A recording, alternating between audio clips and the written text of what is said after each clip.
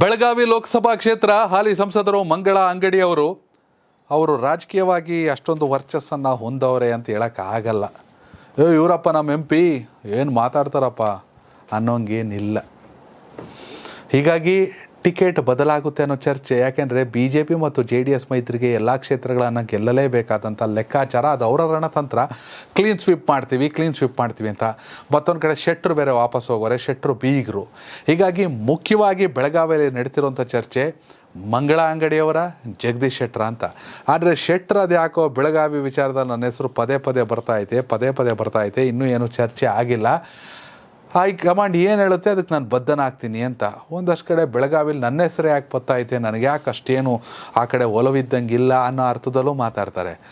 ಒಂದು ವೇಳೆ MLA ticket ಬೇಡ ಅಂತ ಪಕ್ಷ ಬಿಟ್ಟವರು ಈಗ MP ಟಿಕೆಟ್ ಕೊಡ್ತಾರೆ ಅಂತ ವಾಪಸ್ ಬಂದಿದ್ದಾರೆ ಅನ್ನೋ ಚರ್ಚೆ. ಹಂಗನ್ಬಿಟ್ಟು ಅವ್ರೇನು ಬಿಡಲ್ಲ, ಕೊಟ್ಟರೆ ತಗೋತಾರೆ. ಆದರೆ ಒಂದು ವೇಳೆ ಇವ್ರಿಗೂ ಬೇಡ ಅವ್ರಿಗೂ ಬೇಡ, ಬೀಗರ ಬಡಿದಾಟವೇ ಬೇಡ ಅಂದ್ಕೊಂಡ್ರೆ ಏನಾಗ್ಬೋದು ಅನ್ನೋ ಚರ್ಚೆಗಳು ಸಾಕಷ್ಟು ನಡೀತಾ ಇದೆ. ಜಗದೀಶ್ ಶೆಟ್ಟರು ಸೊಸೆ ಶ್ರದ್ಧಾ ಶೆಟ್ಟರ್ ಹೆಸರು ಕೇಳಬರುತ್ತೆ. ಸುರೇಶ್ ಅಂಗಡಿಯವರ ಪುತ್ರಿ ಮಂಗಳಾ ಸುರೇಶ್ ಅಂಗಡಿಯವರ ಪುತ್ರಿ, ಅವ್ರ ಹೆಸರು ಕೇಳಬರುತ್ತೆ.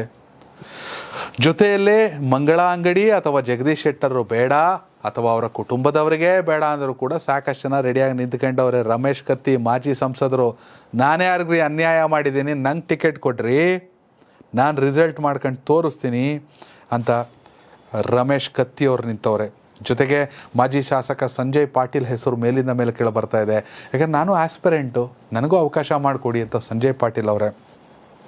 ಮಾಜಿ MLC ಮಾಂತೇಶ್ ಕವಟಗಿಮಠ ಅವರ ಹೆಸರನ್ನು ಕೂಡ ತಳ್ಳಾಕೋಂಗಿಲ್ಲ.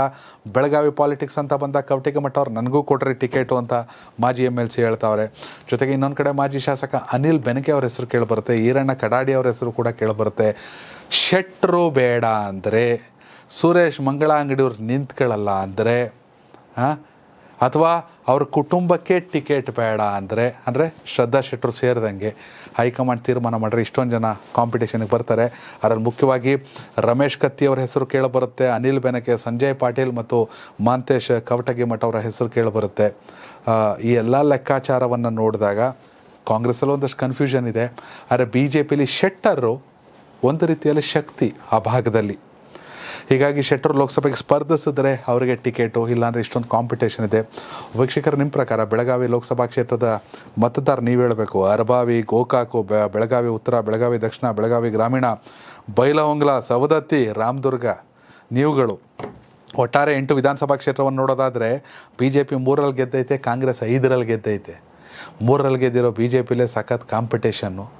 ಹಾಗಾಗಿ 5ರಲ್ಲಿ ಗೆದ್ದಿರೋ ಕಾಂಗ್ರೆಸ್ ಬರಲಿ ಆಮೇಲೆ ನೋಡ್ಕೊಳ್ಳೋಣ ನಂಗೆ ಅವರೇ ಅನಿಸುತ್ತೆ. ಎಸ್, ಬೆಳಗಾವಿ ಸಂಸದರು ಯಾರಾಗಬೇಕು ನಿಮ್ಮ ಅಭಿಪ್ರಾಯ ಕಾಮೆಂಟ್ ಮಾಡಿ. ಧನ್ಯವಾದಗಳು.